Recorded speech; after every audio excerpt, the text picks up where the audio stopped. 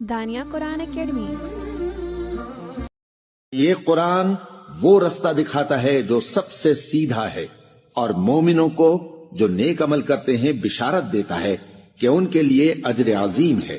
نحمده ونصلي على رسوله الكريم، اما بعد فاعوذ بالله من الشیطان الرجیم، بسم اللہ الرحمن الرحیم۔ السلام علیکم ورحمۃ اللہ وبرکاتہ۔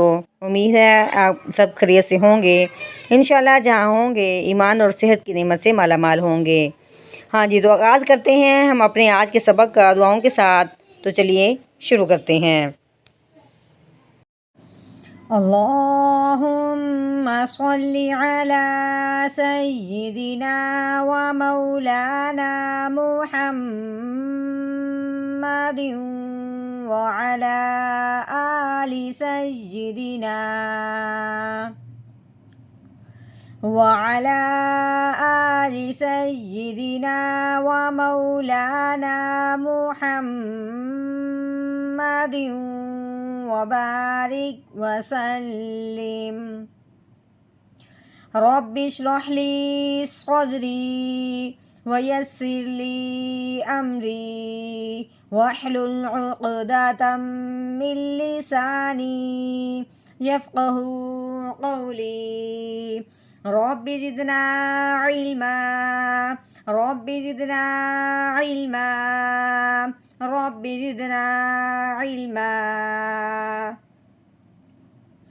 اعوذ باللہ من الشیطان الرجیم، بسم اللہ الرحمن الرحیم۔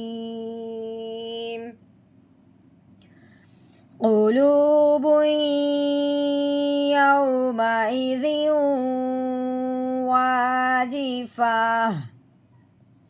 قلو قاف کے اوپر پیش ہے، لام کے اوپر بھی پیش ہے، لیکن آگے واؤ کے اوپر جزم آنے کی وجہ سے واؤ ساکن ہو گیا۔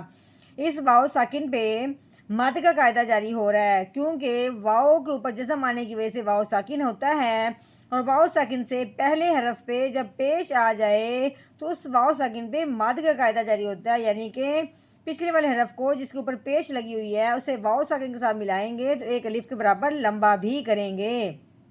کیسے پڑھیں گے؟ قاف پیش قو، لام واؤ پیش لو، یہ لمبا ہوا ہے واؤ ساکن سے پہلے پیش آنے کی وجہ سے۔ قولو با کے اوپر دو پیش ہیں، یعنی کہ تنوین ہے۔ اب تنوین کے بعد اگلے حرف کو دیکھا جاتا ہے کہ اگلا حرف کون سا ہے۔ یہاں پہ ہم نے جب دیکھا ہے کہ اگلا حرف کیا ہے، یا، وہ بھی مشدد۔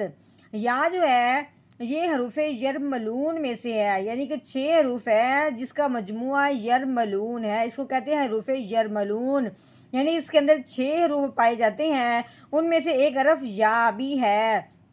جب تنوین کے بعد یا مشدد آ گئی ہے تو اب ہم نے تنوین کو یا مشدد کے اندر ادغام کر دینا ہے، یعنی کہ ہلکا سا چھپا دینا ہے۔ یہ تنوین کو مدغم کہیں گے اور یا مشدد کو مدغم فی کہیں گے۔ اب ادغام کا مطلب کیا ہے؟ ادغام کا مطلب ہے کہ ایک حرف کو دوسرے حرف کے اندر ملا کے مشدد پڑھنا۔ اب حرف تو نہیں ہے، اب ہم اس تنوین کو اس یا کے اندر ملائیں گے، وہ بھی مشدد کرتے ہوئے۔ کیسے؟ با یا دو پیش بوئیں، اس تنوین کو یا مشدد کے اندر کیا کر دیا؟ ادغام کر دیا، مدغم کر دیا، ٹھیک ہے، یعنی اس کے اندر ملا کر چھپا دیا۔ با یا دو پیش بوئیں قلوبوئیں۔ اب آگے جب دیکھا ہے یا کے اوپر زبر آنے کی وجہ سے آگے ہم پہلے دیکھیں گے کہ واؤ کے اوپر کیا ہے؟ جزم ہے، واؤ ساکن ہے۔ واؤ ساکن سے پہلے حرف پہ جب زبر آ جائے، یہ واؤ ساکن سے پہلے حرف پہ پیش تھی، یہاں واؤ ساکن سے پہلے حرف پہ زبر ہے۔ جب واؤ ساکن سے پہلے حرف پہ زبر آ جائے تو اسے لین کہتے ہیں۔ لین کو نرمی سے پڑھا جاتا ہے، کھینچ کے یا جھٹکا لگاتے ہوئے بالکل نہیں پڑھا جاتا۔ کیسے پڑھیں گے؟ یا واؤ زبر یو، کیسے پڑھیں گے؟ یو، لمبا بالکل نہیں کرنا۔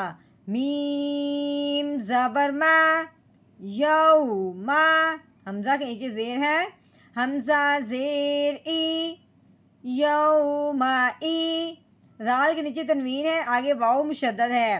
اب یہاں بھی دیکھا ہے کہ تنوین کے بعد آگے مشدد حرف جو ہے، اب یہاں بھی ہم نے دیکھنا ہے کہ ادغام کا قاعدہ جاری ہو رہا ہے، یعنی کہ ایک حرف کو دوسرے حرف کے اندر ملانا ہے، وہ بھی مشدد کرتے ہوئے، یعنی کہ واو مشدد ہے۔ اب تنوین کو اب ہم نے واو مشدد کے اندر ملاتے ہوئے ادغام کرنا ہے، گویا کہ مدغم یہ ہے، مدغم فی یہ ہے۔ ادغام کس کو کرنا ہے؟ تنوین کو کس کے اندر کرنا ہے؟ وہ ہے واو مشدد۔ ٹھیک ہو گیا؟ رال واو دو زیر ریو، یومئذ، ٹھیک ہو گیا؟ مشدد کے اندر اس کو ہم نے چھپا دیا، اس طرح کہ اس کی آواز بھی واضح ہوئی ہے۔ واؤ کے اوپر زبر ہے، آگے کیا ہے؟ الف۔ الف سے پہلے حرف پہ جب زبر آ جائے تو اسے ایک الف کے برابر لمبا کیا جاتا ہے۔ کیسے؟ واؤ الف زبر وا، جیم کے نیچے زیر ہے، جیم زیر جی، وا جی، فا زبر فا، وا جی فا، تا کے اوپر تنوین ہے، آگے کیا ہے؟ وقف۔ اب ہم نے آگے نہیں جانا، ٹھیک ہے؟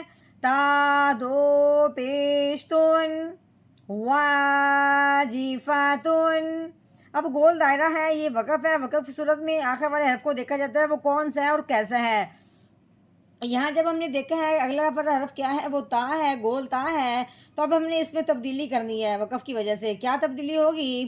اس کی جو تا ہے وہ ہم نے گرا دینی ہے، اس کے اوپر جو تنوین ہے وہ بھی گرا دیں گے، ٹھیک ہے؟ تا کے ساتھ تنوین بھی گئی، پیچھے کیا رہ گیا؟ ہاں، خالی ہے۔ اب ہم نے ہاں کو کیا کرنا ہے؟ ساکن کرنا ہے۔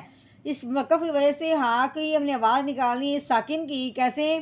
آگے وقف واجفہ، پہلے ہم نے پڑھا ہے واجفاتن، آگے وقف واجفہ، قلوب یومئذ واجفہ۔